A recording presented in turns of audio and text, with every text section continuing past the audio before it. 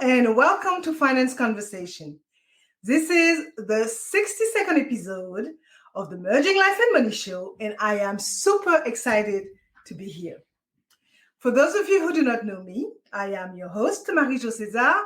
I assist professional women to bridge the gap between life and money by tooling them with the necessary financial skill and information they need to take control of their money, manage their finances, and recognize that they can live their best life with the money they have. Thank you for joining in today. If you are watching the replay, make sure to type #replay in the chat and leave me some comments and questions. Welcome, and welcome.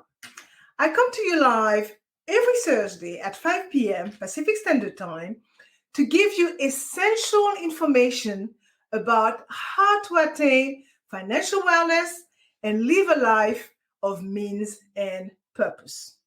As you may know, the Merging Life and Money Show's primary purpose and my very strong why is to empower as many women as possible by sharing what I know about money and finance so that they can live their greatest lives yet.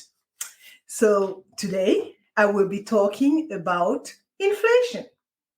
So grab a pen and a notebook as you may want to take some notes about this current and important topic that affects all of us, and make sure to share and discuss those notes with family members, friends, colleagues, whomever you want to, because it is about sharing values that could benefit others.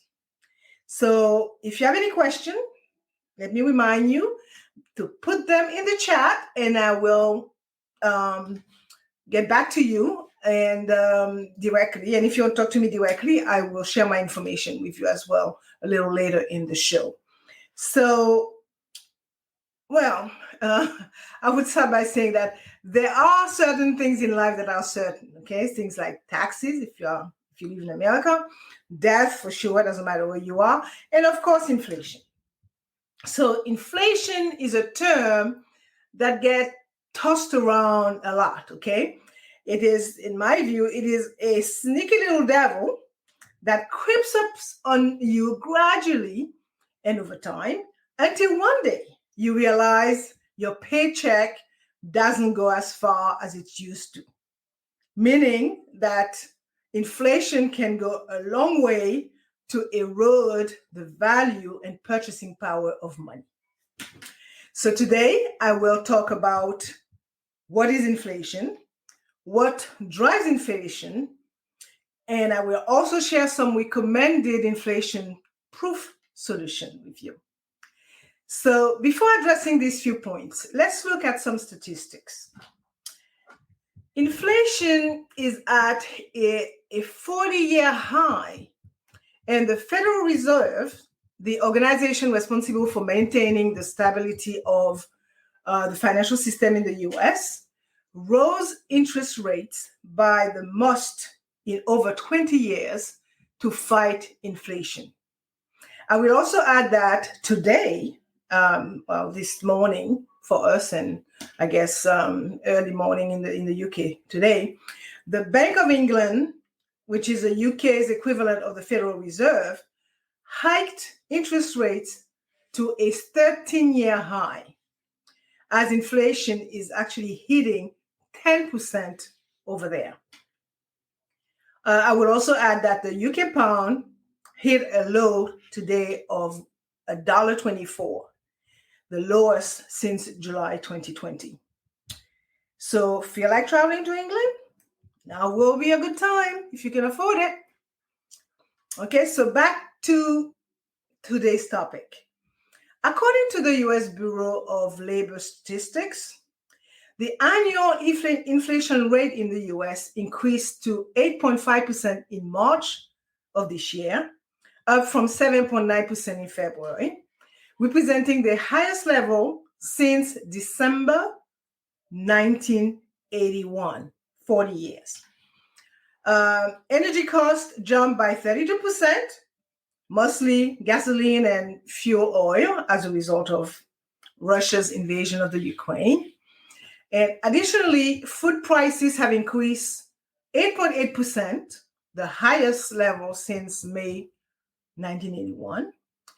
And inflation increased for housing in February was 5%.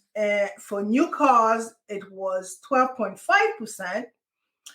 Right? So excluding volatile energy and food categories, what they call the CPI, or the Consumer Price Index, rose 6.5%.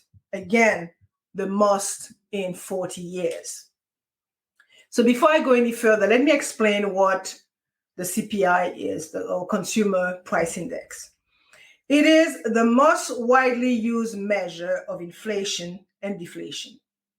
So basically, the Consumer Price Index measures the average change in the prices paid by consumers for a market basket of consumer goods and services over time.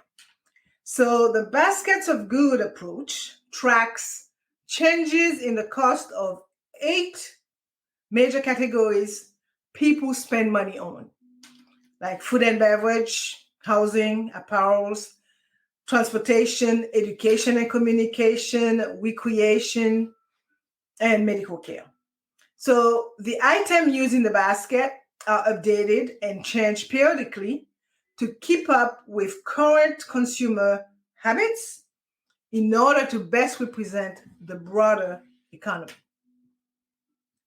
I will add that the US inflation rate is measured not only by the CPI, the Consumer Price Index, but also by the Producer Price Index and the Personal Consumption Expenditures Price Index, simply because no one index captures the full range of prices change in the US economy.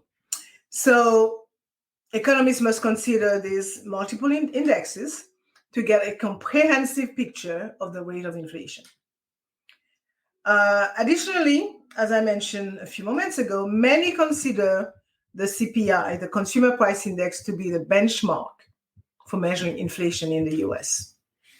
So the CPI is especially important because it is used to calculate cost of living increases for Social Security payments and for many companies, annual raises. So it is also used to adjust the rate on some inflation-protected securities, like TIPS, and I'm getting a bit technical here. TIPS are Treasury inflation-protected securities. So let's get back to the subject. As we speak, many analysts believe that inflation has reached its peak, although the war in Ukraine is far from over.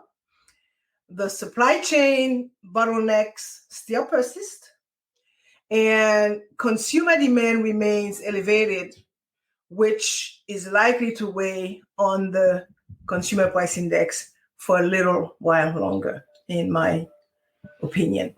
And for full disclosure, I am not an economist, okay? I'm just expressing my opinion, just saying. Let's look at the first point. What is inflation and how does it work? Inflation is a complex economic concept that refers to the rising cost of goods and services over time. This can have a number of causes, different causes, such as increases in demand, shortage of supply, fluctuation in wages, monetary policies instituted by central banks like the Fed, or even political factors such as government intervention or economic policies. So in order to effectively deal with inflation, we must first understand its root causes and identify methods that can help stabilizing prices. So one strategy that has proven to be particularly effective is to implement targeted measures aimed at increasing supply and decreasing demand for certain goods. For example, some governments may choose to lower taxes on certain products, which could potentially lead to more supply as businesses decide to mass produce these goods in order to take advantage of the favorable tax rate. In addition, monetary policy changes like rising interest rates or imposing price control can also help mitigate the effects of inflation by reducing consumer spending and encouraging consumers to save rather than spend their money. So, in short, while inflation can be a challenging issue, there are concrete steps that can be taken to minimize it and help ensure the long-term stability and growth of our economy. Also, with the right tools and strategies in place, it is possible for individuals and businesses to mitigate the harmful effects of inflation and ensure a stable economy for years to come. Okay, so I will end this point by saying, as a currency loses value, prices go up and it buys less and less. As a result, economic growth slows down because people lose purchasing power, which raises the cost of living for everyone. So, according to most economists, when a country's money supply grows faster than the country's economic growth, this produces a long-term inflation. So, to fight this, a country's monetary authority, like the Federal Reserve in the US and the Bank of England in the UK, takes the necessary steps to control the amount of money and credit available to keep inflation at a safe level and the economy running smoothly. So let's look at the second point. What drives inflation in the US? Well, economists seem to think that there are several reasons, as Americans are still seeing and hearing about the country's inflation problems. So clearly, they experience it firsthand, right? At the gas pump, the grocery store, or on their news feeds, right?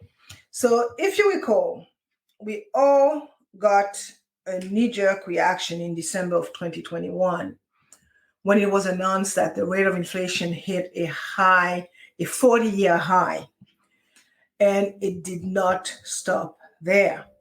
So as noted earlier, as of March of this year, it was 8.5%.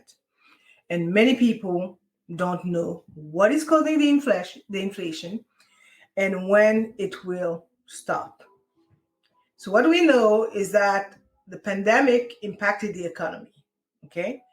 But what is really affecting the purchasing power of the dollar is still unclear to many. So from following the subject matter, it seems to me that while most economists agree that inflation is caused by the same things, they do disagree about what components are most responsible for the price rises that are frustrating the American consumer. Okay? So clearly, the supply chain issue, I should say issues, the surging demand, the production costs, and all the relief fund bandages are all to blame. However, it seems that, in my candid opinion, politicians want the American people to believe that the 1.9 billion, or I should say 1.9 trillion with a T, American Rescue Plan Act of 2021, or the supply chain issues are the main reasons. Meanwhile, will the Federal Reserve rate increase fix the supply chain issues? Okay, this remains, in my view, to be seen. So I'll leave it as that for now. It is a fact, though, that consumers are eager to spend and suppliers are not able to keep up with the demand. Okay? 2 years after the first temporary coronavirus lockdowns, production cutdowns are still being felt. Okay? The pandemic has caused a lasting problem with the shipping, unloading, Long Beach, California. So the rising price of goods mean that businesses have had to decrease their profit margin or to raise prices for consumers. And more often than not, they have to do both. Okay? So let's face it. While I'm not an engineer, I understand that making cars has been difficult because there aren't enough semiconductors to go around. And this has led to a sharp rise in the prices of used cars and rental cars. Also, many US oil producers went bankrupt as the economy came to a halt because of the pandemic. Okay, so now oil demands have recovered, but supply has not. So to make matters worse, factories in Asia, China in particular, are totally shut down because of the pandemic still. Therefore, parts and semiconductors needed to produce cars, household appliances, wearable goods, and many more in the US are not being produced. Consequently, we continue to have supply limitations and higher inflation naturally. Having said all of that, consumers from all walks of life are feeling the effect of rising prices, but low and fixed income people are hit the hardest. Okay, we must eat. You have to drive to work and take the kids to school. You also have to live somewhere. Okay, these are not optional. Okay, and it is quite painful for a lot of folks. So I will end this point by saying that experts are saying that there are three main reasons why prices are going up right now: the rising cost of labor, the rising prices of energy, and the rising interest rates, to name a few. Each one pushes the cost of everyday consumer goods higher, and it will take a complex set of forces to return to pre-pandemic normal. Which takes me to the third point of today's show. Recommended inflation-proof solution. With a forever increasing cost of living, it seems, because of a combination of COVID-caused shortages, demand spikes, rising energy prices, and not enough people to fill all the jobs, what will the effect of higher inflation be on our personal finances, and how should you react? The main point here is to remain ahead of inflation, which is a good reason to invest your money in assets that could grow to help fight it.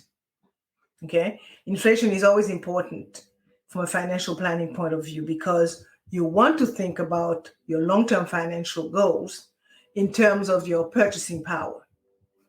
All right, so before I go further, I'm going to make a few disclaimers here. Everything said in the Merging Life and Money Show is for general, informational, and educational purposes only. And it is not intended to constitute legal, tax, accounting, or investment advice, and should not be relied on for tax, legal, investment, or accounting purposes. Okay, you should consult your own tax, your own legal, and your own investment and accounting advisors before engaging in any transaction. Okay, so back to the schedule programming. Let's explore a few inflation proofing strategies. I came up with a few. One, revisit your household expenses, okay? It is more important than ever to make sure you know how much you are spending and live within your means. So make sure you do that, okay? That means making a budget.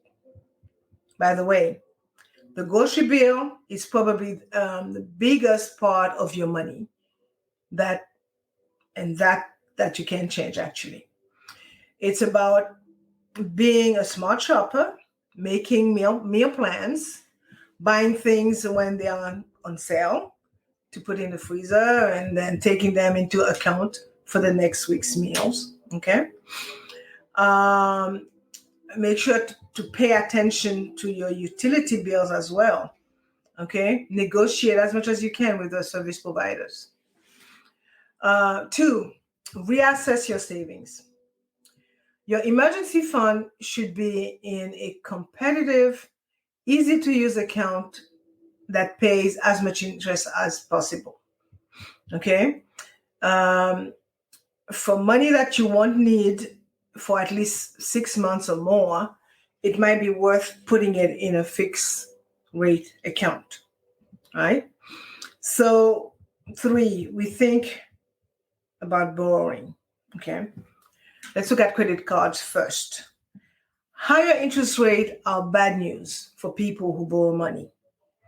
It costs more to borrow money from credit card companies when it costs more for them. Okay, so clearly it's costing the company more, so it's going to cost you more. This means that you will pay more for the credit card. So if you are keeping debts for a long time and paying high interest rates, think about how you can control these debts and pay them down and pay them off quickly. Now, if you have a good credit score, one option is to switch a card with a 0% introductory period on balance transfer and make a plan to pay the balance off by the time interest rate starts, by the time the interest starts to accrue. Okay?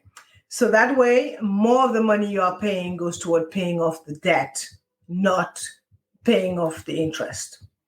It is also important for you to stop using your credit cards.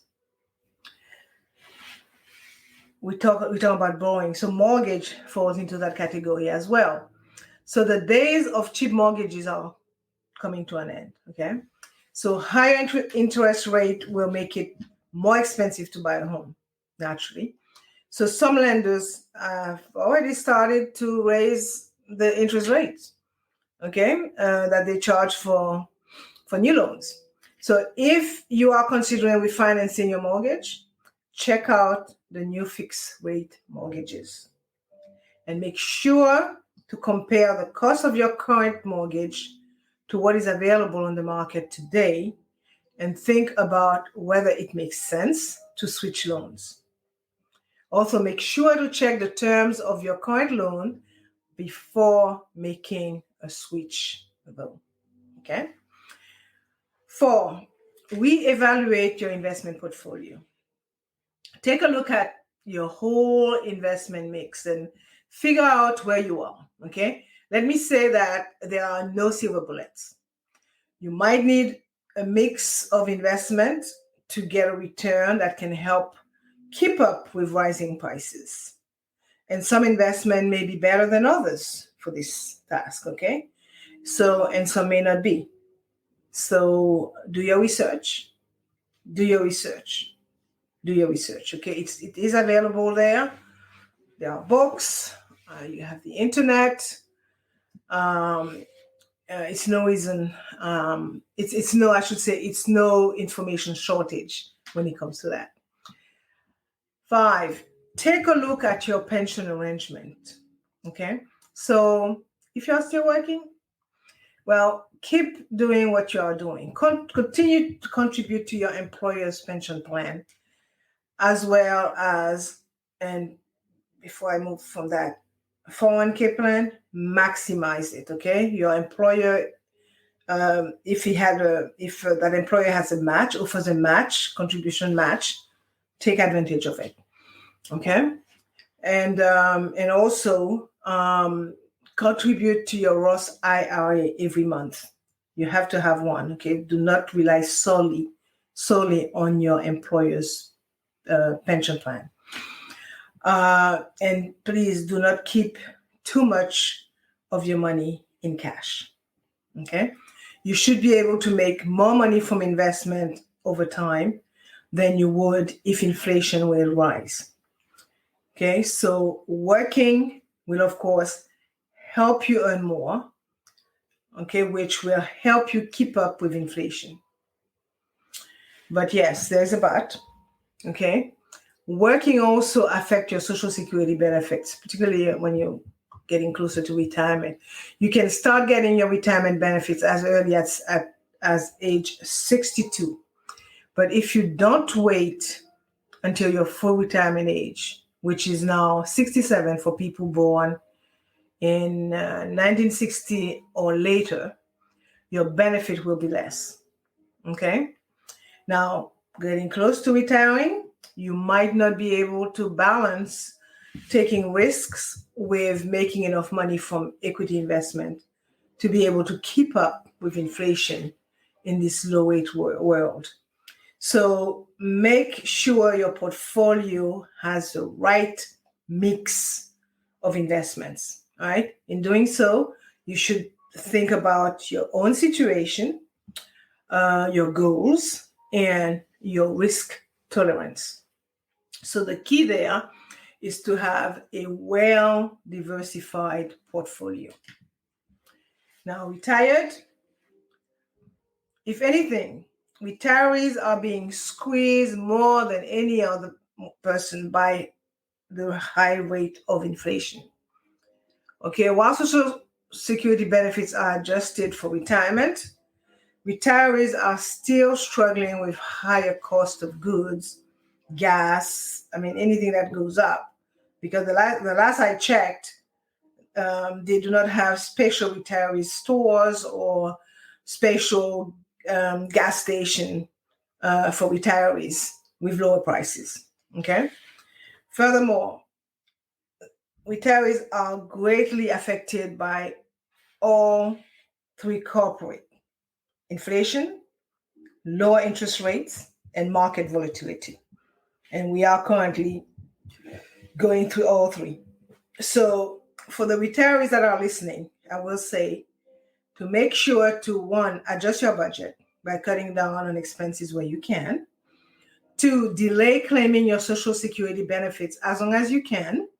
Okay, if you can wait until 69, 68, 69, you will see a great improvement in the amount of inflation protected income that you will get. And 3, have a balanced portfolio with a good mix of equity, bonds, and cash instruments. Okay, focus on longevity. I said longevity. Oh my God, my French is kicking in. Focus on longevity when checking your portfolio.